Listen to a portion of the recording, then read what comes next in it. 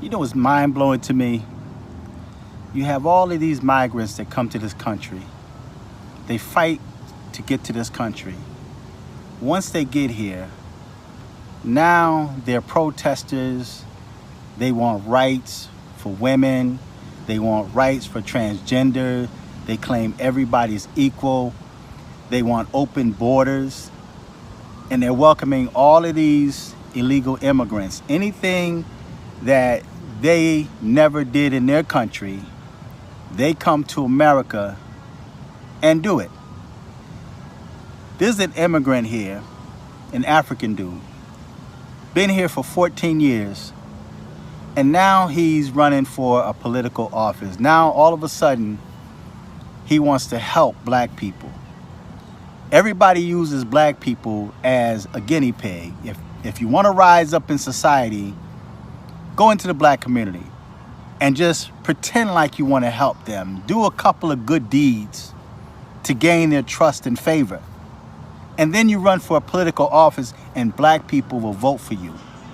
Now, I hear a lot of people talk about Mitch McConnell and reparations, and they're falling right into the Democrats' hand.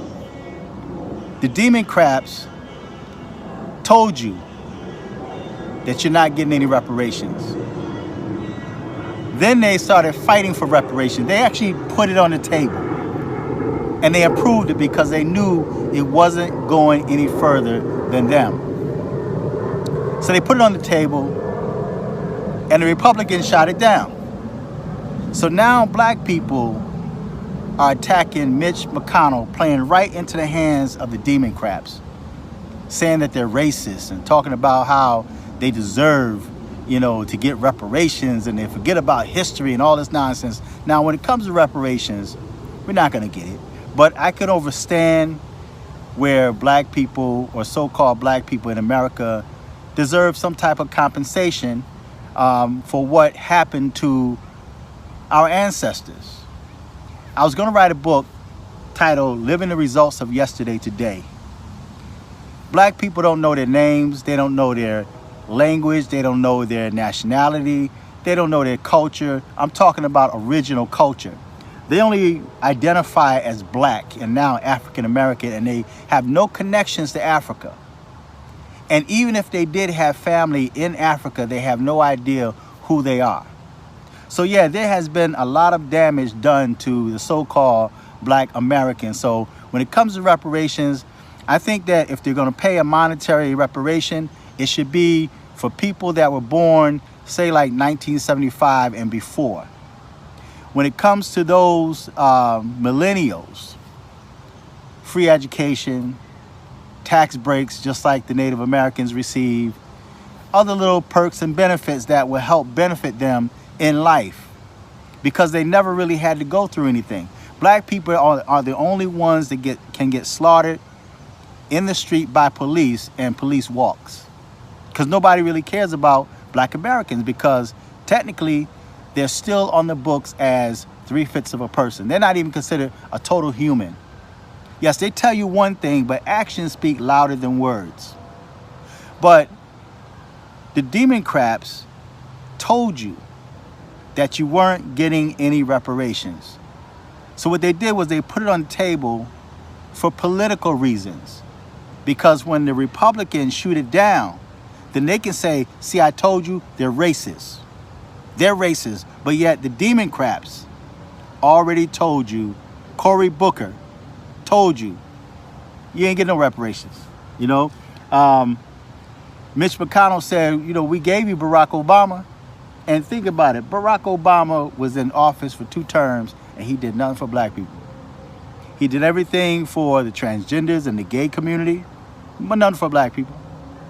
So it's easy for people to come here and play on the emotions of black people and get into political office. So now you have these immigrants that's coming here and they're protesting. You take, for example, Ilhan Omar. She's always tweeting stuff in the internet. And when you find people like that, I view that as someone that's also playing into that that plot or agenda to cause America to fall, because you didn't hear about her. And I'm sure in the country she came from in the Middle East, she wouldn't be out there. She would not be that outspoken. And how are you going to get up there and protest for gays? And you're a Muslim. And you know what the Quran and Hadith says. But yet you're going to protest for Muslims. And you have a lot of immigrants come here, set up in the black community, and sell you pork, sell you alcohol, sell you tobacco. But yet they themselves don't delve into that. They don't touch it. And they would tell you straight up, because I walked into a convenience store one time, or one of these Arab stores, because I don't really support them. But I had asked this Arab, I said, he was selling some pork chops, some greens with some ham hock in it. And I said, "You eat that?" I said, "You eat pork chops?" "Oh, no. I'm Muslim. I'm a Muslim, bro. I don't eat that, brother." He called me brother. "I don't eat that, but I'm a Muslim. I said, "But you selling that to the community here, right? This is what they want." So you have foreigners that come here, move into the black community, sell you what you want or what you think you want, and then go back into their neighborhoods, and you're wondering why black people can't rise as far as they spit, right? And it's just sad, man. And it's sad because black people fall right into the trap every single time. Now, the Breakfast Club gave Mitch McConnell Donkey of the Day regarding reparations. But yet Cory Booker and what's that black female name, or she's not really black, but she says she's black.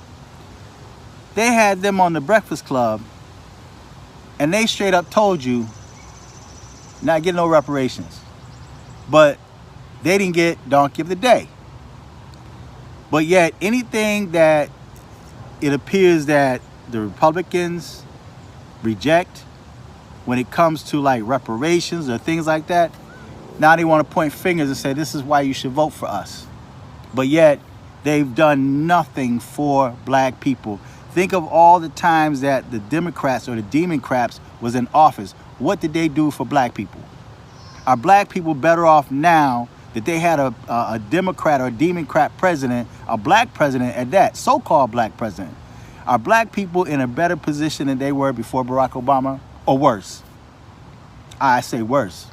I say it's a lot worse now, right? So it is so easy. And one other thing before I end this video. This whole ordeal with China and the United States. Now, I think these are testing times or trying times for Trump to see what he's really made out of. Because it's easy to tell North Korea that I have a bigger button. But when it comes time to have to make the decision to push that button, do you have what it takes to push that button? Now, the Iranians shot a drone out of the air. You have Russian ships that's on the verge of colliding with the American Navy ships. Russians have been buzzing the U.S. planes. This is back when Obama was in office too. The Russians were spotted outside of California, so many miles outside of California, with 3 fighter jets, and they were loaded. When the U.S. planes came and escorted them out, they kind of split up and went different directions. The United States didn't do nothing. So now you have the world sitting back watching. America has become extremely soft, man. And I think it has a lot to do with the demasculization of men. Maybe I said that word wrong, but all of these transgenders and gay people.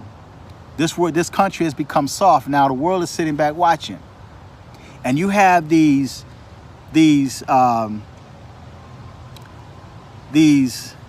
sleeping cells, the sleeping terror cells, that's now in political positions, that's fighting for causes that they would never fight for in their own country. Open borders. I don't think there's any country that have open borders where anybody can just fly to a certain spot and just walk right in. The Americans will like detain you, give you a court date, and release you.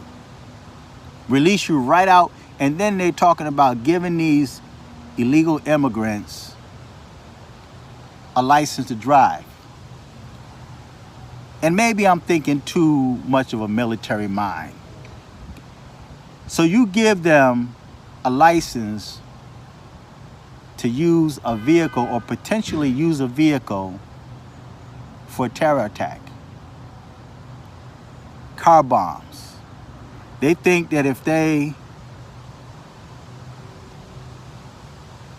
put themselves in a position where they would die in the cause of Allah, they would enter into paradise with so many virgins, right? So you're giving them a license, illegal immigrants that you don't even know, the license to drive an automobile, gas-powered automobiles, that they can just plow into people. They can plow into a school playground. They can turn into a bomb. And you're giving them license to drive, and you know nothing about them. What does the word illegal say to you? When you hear illegal, what does that actually say to you? But you have Americans that's fighting against Trump for wanting to seal up the border to keep illegal immigrants from coming in.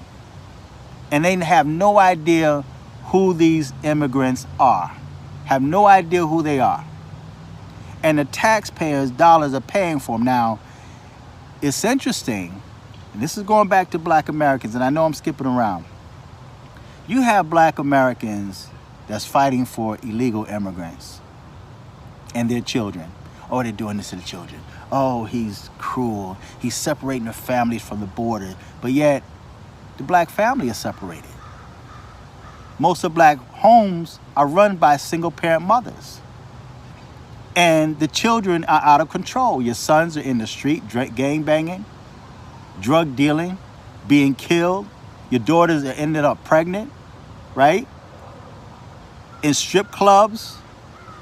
And you're talking about families being separated at the border, being supported by your tax dollars. Now wait, let me get this straight. So they're spending billions of dollars on illegal immigrants. They're fighting for illegal immigrants to have health care, lodging, food, clothing, and then to deport them, the United States is going to have to fund some money to ship them out. But yet, it's too expensive to give so-called black people reparations. So the illegal immigrants are getting the so-called reparations that black people should be getting, because that's a waste of dollars. You're giving them free health care, you're giving them license to drive, but when it comes to black Americans, you don't get no reparations. But yet, you're supporting people that shouldn't even be here. You refuse to seal up the border to keep them out. And you have people like Ilhan Omar that's vouching for illegal immigrants. The Democrats are vouching and protecting illegal immigrants. And black Americans are being gunned down in the street by police, being beat down by police. And the police walks.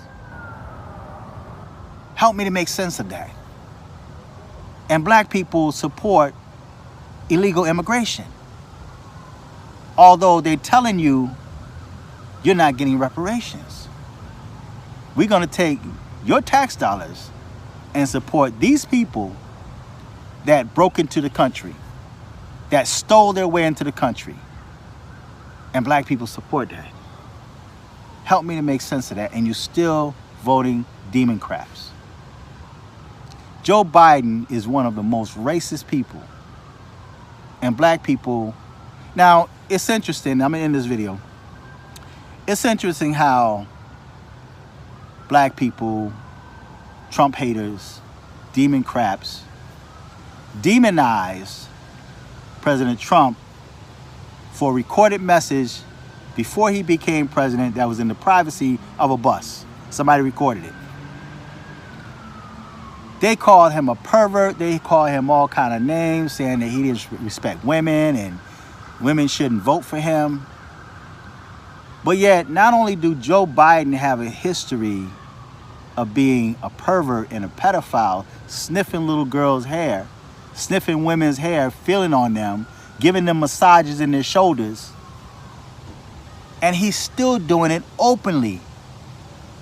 And I read some posts the other day that black people, these black females, had to ask, is Joe Biden a good person to vote for?